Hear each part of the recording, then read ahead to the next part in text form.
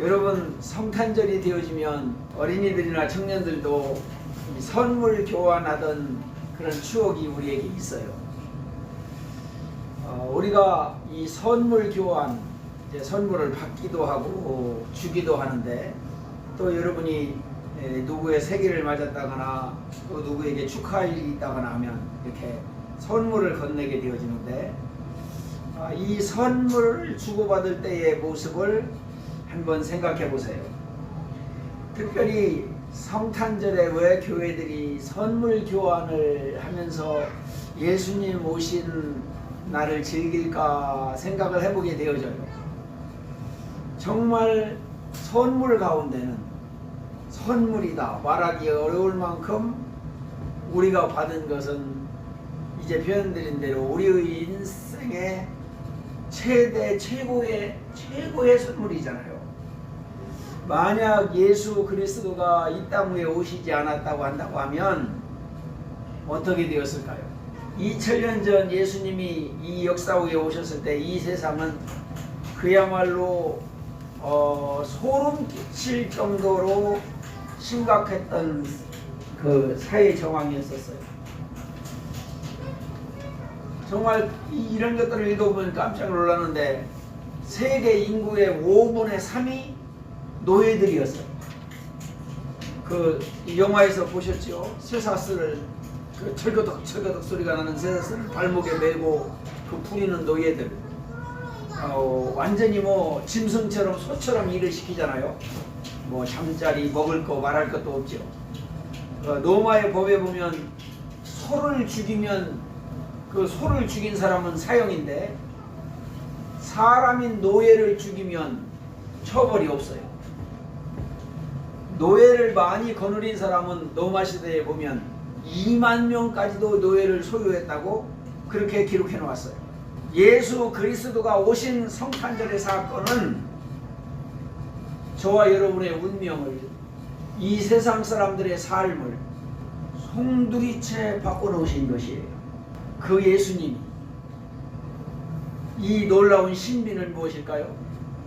그 십자가에 우리의 저주를 다 담당하시고 죽으신 예수님이 다시 사셔서 지금 우리와 함께 계신 것이에요. 그분이 역사 위에 오신 그날이 이제 세상이 알지 못하고 그냥 축제만 벌리고 있는 성탄절인 것이에요. 성탄절이에요. 성탄절날 선물을 주고받는 우리들의 그 행사, 그 프로그램. 여러분, 우리가 우리의 지체들로부터 자그마한 선물을 받을 때 우리는 내가 받은, 그리스도로부터 받은 선물이 무엇인지를 알아야 하겠어요. 여러분이 혹시 다른 이들에게 선물을 주게 되어질 때, 여러분, 선물을 줄 때 우리가 기념해야 될 것이 있어요. 생명을 선물 받은 성탄절. 나의 삶을, 나의 삶의 가치를, 내 삶의 질을, 내 삶의 의미를 정말 가치 있게 해놓으신 이 선물을 받은, 이 은혜를 받은 하나님의 백성으로서의 그날을 기념하는 성탄절에, 혹시 여러분 성탄절 선물을 나눠주게 될 때 내가 돌봐야 할 이웃이 누구인가를 한번 생각해 봐야 되겠어요. 오늘 성경이 그 말씀을 하고 계셔요. 여기 옛날 성경에 소자라는 말을 썼어요. 지극히 작은 자, 지극히 작은 자에게 냉수 한 그릇을 준 것이 곧 나에게 한 것이다. 예수님께서 비유로 그동안에 몇 가지 이렇게 얘기를 하시다가 주님이 이 세상에 다시 오실 때 어떤 일이 있겠나, 여러분 그 열처녀의 비유도 잘 아시고, 예수님 다시 오실 때 주님이 이런 일이 있으리라고 예언하신 성경의 이야기들을 기억하시죠? 그런데 이런 얘기를 하셨어요. 주님이 비유로 양과 염소를 이렇게 분리해 놓아요. 오른쪽에는 양이 있게 하고 왼쪽에는 염소가 있게 해서 갈라놓아요. 오른쪽에 있는 양들에게, 비유니까 사람을 둘로 구분한다는 거예요. 예수님 이 세상에 오실 때 심판주로 오신다는 얘기를 이렇게 말씀하고 있는 것이에요. 오른쪽에 있는 양들에게는 너희는 내가 줄일 때에 먹을 것을 주었다. 너희들은 내가 굉장히 목마를 때에 나에게 마실 것을 주었다. 나그네 되었을 때는 영접하였고 내가 헐벗을 때에는 너희가 나에게 옷을 입혀주었다. 내가 병들었을 때에 너희가 나를 돌아보아 주었고 내가 감옥에 갇혔을 때는 너희가 와서 도와줬다. 그러니까 오른쪽에 그 양들로 구분되어 있는 사람들이 깜짝 놀라는 거예요. 주님이 언제 감옥에 갇혔고 주님이 언제 줄이셨고 나그네 되셨고 헐벗으셨습니까? 그때 주님의 대답이 그런 거지요. 너희가 그동안 살아오면서 지극히 작은 자에게 한 것이 곧 나에게 한 것이다. 왼쪽에 있는 염소로 구분되어 있는 사람들에게 똑같은 말씀을 하시는 거예요. 줄일 때, 내가 줄일 때 너희가 먹을 것을 주지 않았다. 내가 목마를 때 너희는 마시게 하지 않았다. 나그네 되었을 때, 헐벗을 때, 병들었을 때 너희들은 나를 돌아보지 않았다. 그들도 똑같은 질문을 했어요. 주님이 언제 줄이셨고 언제 목마르셨고 언제 옥에 갇히셨습니까? 주님의 대답이요. 지극히 작은 자에게 한 것이 곧 나에게 한 것이다. 너희가 그때 외면했던 그 지극히 작은 자 그들에게 한 것은 곧 나에게 한 것이다. 타이타닉이라고 하는 영화 여러분 기억하시지요? 그 배가 침몰하던 태평양 그 추운 바다 위에서 사람들이 이제 불운의 죽음을 당하게 되어지는 영화로 제작이 되어지죠. 그 배 안에 타고 있던 많은 사람들의 이야기예요. 그런데 오늘 제가 우연히 보게 되어진 그 한 사람을 소개하고 싶어요. 그 그림을 한번 띄워봐 달라고 했는데 혹시 사진이 있을지 모르겠어요. 그 윌리엄 스테드라고 하는 분인데 혹시 역사책에서 헤이그 밀사 만국 평화회의 이런 말 생각나셔요? 1907년 고종임금 때 그 을사 조약이라고 하고 을사 늑약이라고도 했고 그 일본이 우리를 이제 강제로 삼키게 되는 조약을 맺게 되어지는데 그때 고종임금이 네덜란드라고 하는 헤이그 우리가 국제시대에 당시에 국제관계에 박지를 않았기 때문에 그 당시는 참 국제시대 국제사회에 대해서 어두운 때인데 그 네덜란드 헤이그에서 만국평화회의가 열려요. 근데 거기에 고종임금이 특사를 보냅니다. 그 특사 이름을 보니까 우리에게 너무 낯익은 사람들이에요. 이준, 이상설, 이종 뭐 이 세 사람을 특사로 보내는데 그 중에 이휘종 같은 사람들은 영어나 불어, 러시아에 능통했다고 하니까 천재적인 언변을 가지고 있었던 사람이었어요. 그들이 이제 헤이그까지 가는데 네덜란드까지 가는데 무려 조선에서 2달이 넘게 걸려요. 2달. 그 날짜에 맞춰서 안간힘을 다하여 도착을 합니다. 그런데 초대를 받고 가는 거예요. 그 정식 초대를 받고 가요. 갔는데 들어가지를 못해요. 입장을 거부당해요. 그 이유가 뭐냐면 초대장을 갖고 오지 않았다는 거예요. 이게 사실은 초대를 받았으면 이게 다 입장이 가능한 것인데 조선에서 온 누구누구입니다 이렇게 되면 되는 것인데 일본 사람들이 사전에 다 작업을 손을 써놨어요. 조선 사람 못 들어가게 해달라. 초청장이 없이는 못 들어가도록 해놨어요. 그래서 그분들이 밖에서 이제 이런 그 뭡니까 유인물을 만들어 가지고 밖에서 이렇게 사람들에게 돌리는 거예요. 안에 들어가지도 못하고.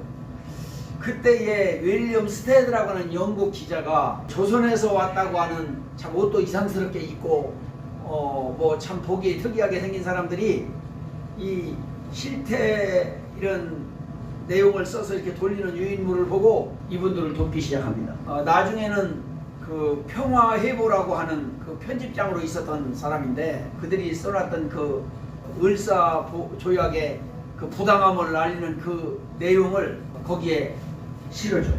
그리고는 만국 평화회의에서 연설을 하도록 해요. 그 이휘종이 그때 연설을 하는 거예요.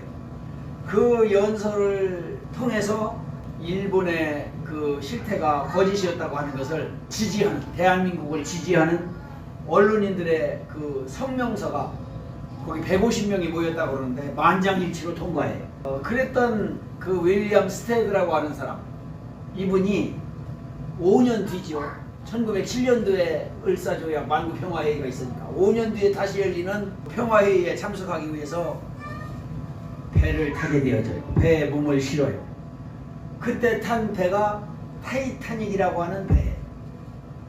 1등석으로 그가 타고 있었기 때문에 1등석은 뭐냐면 사고가 났을 때 이렇게 먼저 구출을 할 수 있는 그런 그 특혜가 있다네요.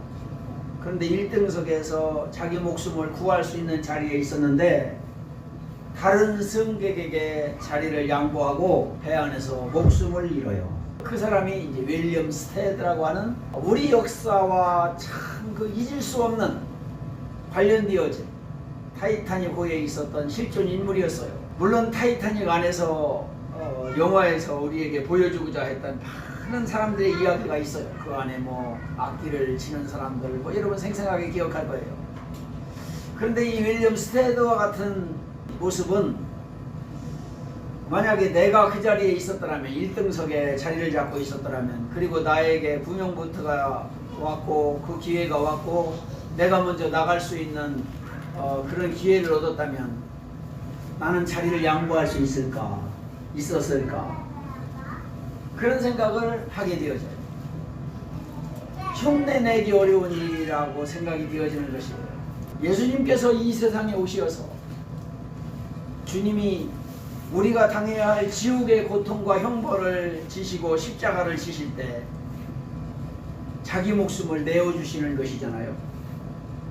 여러분 그 바다 한복판에 그 추운 바닷바람 속에서 그 물 속에서 결국은 사람들이 자기 체온을 유지하지 못해서 그 안에서 기절을 하고 사망하는 거 아니에요?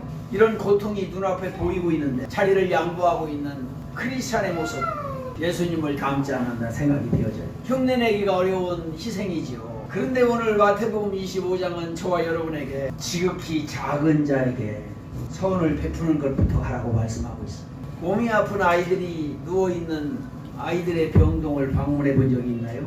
여러분 혹시 외로운 노인들이 입원해 있는 병동을 방문해 본 적이 있나요? 길을 지나가다가 추위에 떠는 노숙자를 보면 어떤 생각이 드나요? 지금 윌리엄 스테드 같은 이런 큰 희생과 헌신을 담은 사람은 우리가 흉내내기 어렵다 하더라도 가까운 사람에게 지극히 작은 자에게 선을 행하고 있는가, 주님의 사랑을 나누어주고 있는가. 선물이라고 하는 것은 우리의 이웃들에게 주님이 우리의 인생을 살면서 주님께서 허락하신 관계들 속에서 우리가 베풀어야 할 사랑의 선물을 표현하는 것이 되어야 하겠습니다. 그러면서 우리 마음속에 가져야 할 하나님의 말씀의 이 명령, 가난하고 소외된 이웃을 돌보는 마음, 아주 지극히 작은 사람이라 할지라도 하찮아 보이는 사람이라 할지라도 지나다 보면 노숙자들을 보는 사람들은 귀히 보이지 않잖아요. 그 사람들을 뭐 귀하게 보는 사람들이 있나요? 하찮게 보지요. 10억의 인구는 실제로 식량으로 인해서 굶주리고 있습니다. 굶어 죽고 있습니다. 2점 몇 초당 한 명씩 죽어가고 있다고 말하고 있어요.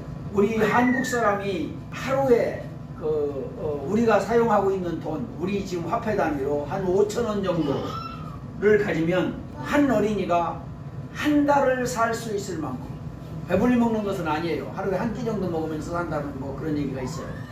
그러면서 한 달을 살 수 있는 돈이 된다는 거예요. 우리의 5,000원은 정말 뭐 큰 돈이기도 하고 그럴 수도 있지만 우리 대한민국 사람에게는 뭐 큰 돈이라고 생각하는 사람이 많지 않아요. 그런데 여러분, 한 달을 연명할 수 있는 양식을 가질 만큼 거금인, 굉장히 큰 돈인 것이에요. 네가 지극히 작은 자에게 한 것은 나에게 한 것이다. 지극히 작은 일에 충성했느냐? 너는 하나님의 나라의 일을 한 것이다. 지극히 작은 것을 귀히 여기느냐? 너는 주님의 마음을 가진 것이다. 북한의 어린이가 남한에 이렇게 대한민국으로 내려오기 위해서 두만강을 건너요. 단 한 가지 이유더라고요. 먹을 것이 없어서. 그런데 그 두만강을 건널 때의 그 추위, 그 얼음판, 그래서 중국으로 도망을 치는데요. 며칠 몇 줄 굶고 못 자고 공안의 공포에 떨고 고통당하고 가스로 가이드 안내하는 사람을 만나서 그것도 이제 잘 되면 한국 교회의 사역자들을 만나서 한국으로 오게 되는 경로를 얘기하더라고요. 우리는 그런 내용들 탈출하고 목숨을 건 사람들의 내용들은 남의 이야기고 또 뭐 흔히 듣는 이야기여서 그렇게 주목하고자 하지 않아요.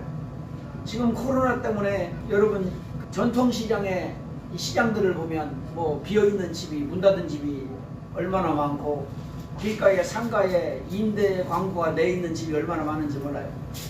정말 어렵다고 하소연을 하고 있는 그 우리 사회에 지금 분위기가 있어요. 교회들만 해도 개척교회의 70%는 미자립 교회라고 해요. 개척하고 있는 들 중에 70%. 그 70% 안에 절반은 교인들이 한 사람도 없고 목사님과 그 가족 정도로 이렇게 모이고 있다고 하는 충격적인 한국교회의 현실을 우리가 보고 있어요. 성탄절. 지금 우리같이 어려운 때에는 이웃을 향한 배려나 이웃들을 향해서 돌아봄이나 관심이나 이런 여유들이 전부 닫혀져 있는 2020년 성탄절을 우리가 맞고 있어요. 그런데 이 성탄절의 뜻은, 이 성탄절은 예수님께서 소외되고 병들고 외로운 이웃들에게 찾아오신 사건이에요. 예수님이 그런 이웃을 향해서, 그런 인간을 향해서 구원의 길로 오셨어요. 베들레헴 작은 골, 예수님께서 이 땅에 오셨을 때에 당시의 시대 상황을, 당시의 사회적인 이 그림을 성경이 그려놓고 있어요. 마태복음 2장 6절, 또 유대 땅 베들레헴아 너는 유대 고을 중에 지극히 작지 아니하도다. 네게서 한 다스리는 자가 나와서 내 백성 이스라엘의 목자가 되리라 하였음이니라. 베들레헴을 일컬을 때 마태복음 2장 6절이 유대 고을 중에서 너는 작은 고을이었거든요. 작은 고을이었어요. 낮은 동네였어요. 유대 땅 베들레헴아 너는 유대 고을 중에서 작지 아니하도다. 작은 고을이었는데, 낮은 마을이었는데 그곳에서 내 백성을 살릴 이스라엘의 목자가 나타나요. 가난하고 병들고 소외된 사람들, 부자나 성공한 사람들이 출세하고 그 이름 있는 사람들만 환영받는 세상이라고 세상의 분위기를, 시대 상황을 그려놓고 있잖아요. 학교에 가도 1등한 사람들의 박수를 받고, 운동하는 스포츠는 전부 경기고 경쟁이기 때문에 물론 1등을 해야 우승을 하고 트로피를 받고 그러죠. 달리기를 시켜서 1, 2, 3등만 상을 주잖아요. 1등만 박수를 쳐주잖아요. 물론 스포츠의 영웅들을 박수 쳐주고 뭐 그런 거 당연하다고 생각되어져요. 근데 모든 사람이 다 그 운동장에서 1등 할 수 있는 것은 아니잖아요. 그런데 우리 세상은, 교육은, 우리가 살고 있는 사회는 1등에게만 박수를 쳐주고 왔어요. 지금까지. 예수님 시대도 마찬가지죠. 심지어 집안에 여러 형제가 있는 분위기를, 가정을 보면 형제들 중에서도요, 성공한 형제들은, 그 성공한 형제 가족들은 가족끼리 모여서도 뭐 야단들이에요. 대단한 이야기에 주목이 되어지고 뭐 칭찬이 계속 되어지고 자랑이 계속 되어지고 그래요. 그런데 실패하고 상처받고 그런 형제들은 명절 때 그냥 집에 있지도 못하고 가족들과 함께 그냥 집으로 가버린다나요. 형제들 속에도 성공한 형제들만 인정을 받고, 물론 그런 열등감이나 실패로 인한 좌절감 때문에 그런 걸 더 크게 느끼는지는 모르겠어요. 그렇지만 우리 사이의 풍토는, 세상의 분위기는 그렇다는 것이에요. 이럴 때 예수님은 그 부자도, 그 성공한 사람도, 그 실패하고 병든 사람도 다 가난하고 외롭고 병든 사람이라고 하는 그들 속에 구원이 필요하다고 하는, 그들을 구원해내야 한다고 하는 미션을 가지고 이 세상에 오셨어요. 여러분이 성경에 기억하고 있는 나만 장군이라는 사람이 있어요. 당대의 세계 권력의 2인자지요. 왕 다음에 장군이지. 문둥병에 걸려 있어요. 아무리 성공했고 아무리 명성이 있고 사람들이 다 부러워하는 권력을 가졌다고 하더라도 한없이 불행한 것이에요. 자기의 인생의 문제를 자기가 해결하지 못하고 있는 것이에요. 저녁에 잠을 자고 아침에 눈을 뜨면 하루가 두려운 것뿐인 것이에요. 보람과 환희와 이런 기쁨이 없는 것이에요. 누군가를 향해서 내 힘을 나누고 베풀고 돕고 우리 사회를 향해서 보람된 선을 행할 만큼의 의욕이 없는 것이에요. 말라버린 것이에요. 예수 오시는 우리의 인간의 모습이 그렇다는 것을 성경이 지금 우리에게 말하고 계시는 것입니다. 그런데 여러분과 제가 그 예수님이라고 하는 믿음으로 인하여 하나님의 그 은혜로 값없이 의롭다함을 입는 하나님의 자녀가 되는 선물을 받았어요. 그 어느 분이 지은 시를 보니까 이런 구절이 있어요. 우리가 가진 것이 사용되어지면 하나님의 사랑이 전해집니다 하는 시인데, 큰 돈으로는 죽어가는 사람을 살릴 수 없지만 그리스도의 사랑으로는 살립니다. 우리가 가진 것을 가지고는 세상을 행복하게 할 수 없지만 복음으로는 행복하게 할 수 있습니다. 우리가 무슨 기아나 굶어 죽는 어린아이나 노숙자 문제를 정치나 무슨 종교운동으로는 풀 수는 없지만 아무 가진 것이 없다고 생각하고 있는 그리스도인들의 작은 사랑은 이 사랑의 이름의 원천이신 예수 그리스도의 이름, 그 작은 사랑을 실천할 때 나타나는 예수 그리스도의 능력으로는 이 모든 문제가 풀려질 수 있다는 것입니다. 그래서 그 시인은 더 깊이 사랑하는 법이라고 하는 시를 썼어요. 슬픈 일 때문에 우리는 함께 울 수 있습니다. 아프고 힘든 일이 있을 때 그냥 옆에 있어주면 됩니다. 성탄절이 되어서 이웃을 사랑하라고, 내 이웃을 내 몸과 같이 사랑하라고, 주님이 오신 성탄절의 의미는 이웃을 사랑하는 것이라고 설교하게 되어지면 자기 목숨을 희생하는 것만 사랑이라고 생각하기가 쉽습니다. 그런데 여러분, 이런 큰 희생과 사랑의 정신 속에는, 바탕 속에는 우리 주변에 있는 지극히 작은 이웃들을 아무것도 가지지 않은 나라도 오늘 시인의 시구처럼 그냥 울고 있는 사람 옆에 있어주기만 해도, 아픈 사람 옆에서 손을 잡아주기만 해도, 그렇게 관심을 기울여주고 그렇게 기도해주고 나의 작은 것을 나누고 내 컵에 들어있는 물 한 컵을 대접한다 할지라도 이 작은 사랑의 실천은 전능하신 예수님의 능력이 나에게로부터 이웃에게 흘러들어가는 놀라운 주님의 사랑이라고 하는 것입니다. 성탄절을 맞이하면서 지극히 작은 자에게 한 것이 곧 나에게 한 것이다.